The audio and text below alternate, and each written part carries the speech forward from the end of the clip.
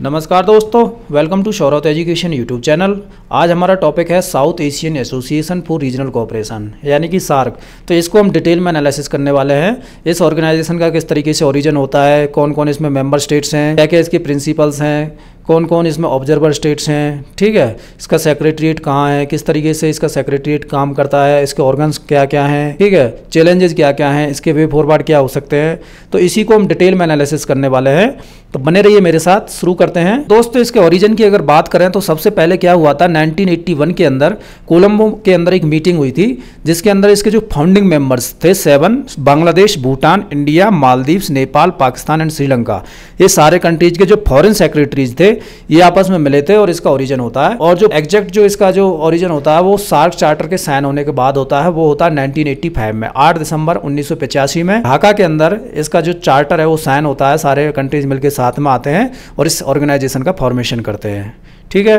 अफगानिस्तान बाद में इसमें ज्वाइन होता है 2005 के अंदर। इसके हेडक्वार्टर्स की अगर बात करते हैं तो वो काठमांडू नेपाल के अंदर है। दोस्तों, अगर इसकी प्रिंसिपल्स की बात करें इस ऑर्गेनाइजेशन की तो वो है sovereign equality, territorial integrity, political independency, non interference in the internal affairs of the other states and mutual benefit. अब इसके मेंबर स्टेट्स के पे आते हैं तो इसके फिलहाल में करंट में इसके जो मेंबर्स हैं वो 8 मेंबर स्टेट्स हैं, जो कि हैं Afghanistan, Bangladesh, Bhutan, India, Maldives, Nepal, Pakistan and Sri Lanka.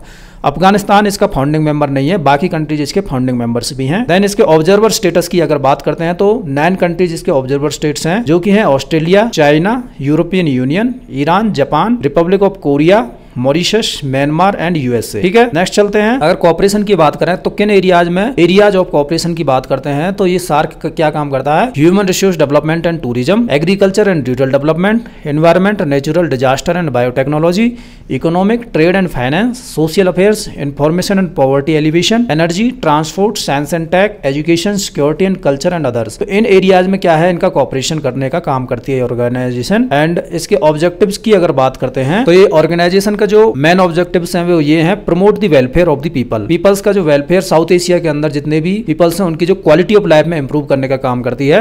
Accelerate economic growth, जो भी साउथ एशिया के अंदर क्या है, इकोनॉमिक ग्रोथ का काम करती है। Promote and strengthen collective self reliance, यानी कि साउथ एशिया को क्या है, सेल्फ रिलायंट बनाने की बात करती है। कंट्रीब्यूट टू म्यूचुअल ट्रस्ट, जो भी कंट्रीज इसमें मेंबर स्टेट्स हैं उनके अंदर क्या है, म्यूचुअल ट्रस्ट को डेवलप करने का काम करती है।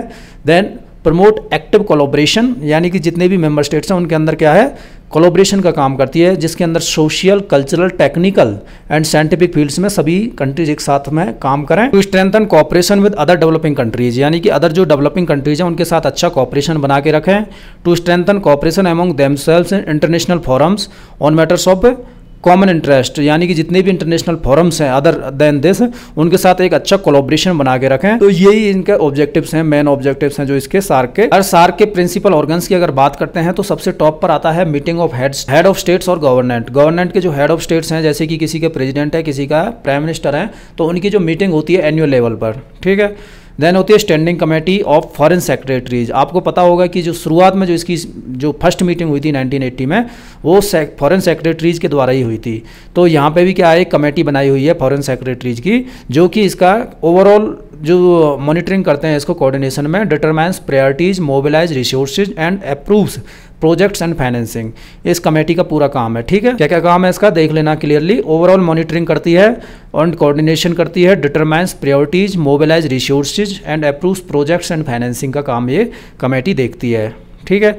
देन इसके सेक्रेटरीट की अगर बात करते हैं तो 1987 में ही ढाका के अंदर इसका सेक्रेटरीट बन चुका है, जो कि क्या है, एग्जीक्यूटिव जो काम है उसको वो संभालता है। सेक्रेटरीट का मतलब होता है जितने भी इसको काम दिया जाता है उसको एग्जीक्यूट करने का काम ये बॉडी करती है। और इसके बाद ये क्या करती है, to coordinate and monitor the implementation of SAARC activities, ठीक है। Services the meetings of the association and serve as channel of communication between SAARC and other international organisations, यानी कि एक प्रकार से क्या है, एग्जीक्यूटिव अफेयर्स होते हैं उनको संभालने का ये पूरी तरह से काम करता है सेक्रेटरीट। सेक्रेटरीट जनरल 7, एक तो इसके टॉप मोस्ट पे होता है सेक्रेटरीट के अंदर सेक्रेटरी जनरल, उसके नीचे 7 डायरेक्टर्स होते हैं और उसके नीचे क्या है, जनरल सर्विस स्टाफ होते हैं। तो सेक्रेटरी जनरल का जो अपॉइंटमेंट होता है वो काउंसिल ऑफ मिनिस्टर्स के द्वारा होता है, जो कि non renewable tenure of 3 years के लिए होता है, ठीक है। सेक्रेटरी जनरल का स्पेशलाइज्ड बॉडीज, जो कि सार्क के अंदर बहुत सारी स्पेशलाइज्ड बॉडीज हैं जो कि काम करती हैं, उसमें सबसे इंपॉर्टेंट है सार्क डेवलपमेंट फंड, SDF के नाम से जानते हैं, जो कि इनके फाइनेंशियल अफेयर्स को देखता है बॉडी के, जितना भी ये फाइनेंसेज को किसी को पैसे अगर देने हो डेवलपमेंट के लिए, पॉवर्टी एलिवेशन के लिए, किसी भी काम के लिए, तो उस चीज़ को देखने का काम क्या करती है, SDF करती है।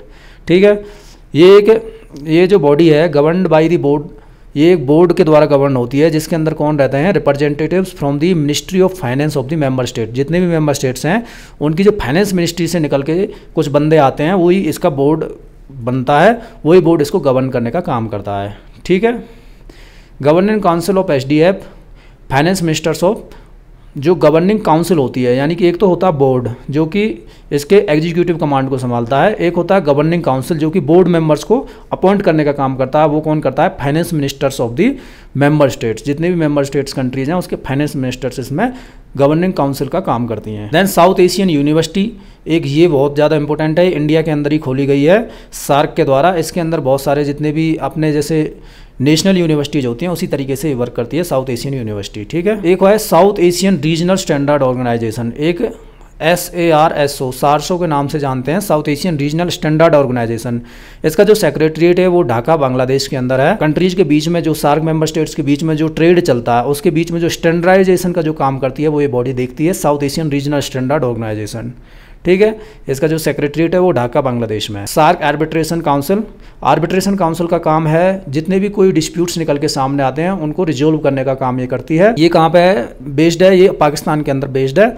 और ये अफेयर्स को कौन से अफेयर्स को देखती है, वो commercial, industrial, trade, banking, investment, इस तरीके के जितने भी डिस्प्यूट्स निकल के सामने आते हैं उसको ये देखती है आर्बिट्रेशन काउंसिल। अचीवमेंट्स की, अगर सार्क के अचीवमेंट्स की अगर बात करते हैं तो सबसे पहले एक फ्री ट्रेड एरिया की बात करता है, यानी कि जो भी सार्क मेंबर स्टेट्स हैं उनके अंदर क्या है कि इस तरीके का एरिया डेवलप किया जाए जिसके अंदर क्या है फ्री ट्रेड आपस में हो सके। देन साप्टा है, साउथ एशिया प्रीफरेंशियल ट्रेडिंग एग्रीमेंट। ये क्या है, साउथ एशिया के अंदर ट्रेड को एनहेंस करने के लिए एक एग्रीमेंट आया था साप्टा 1995 के अंदर।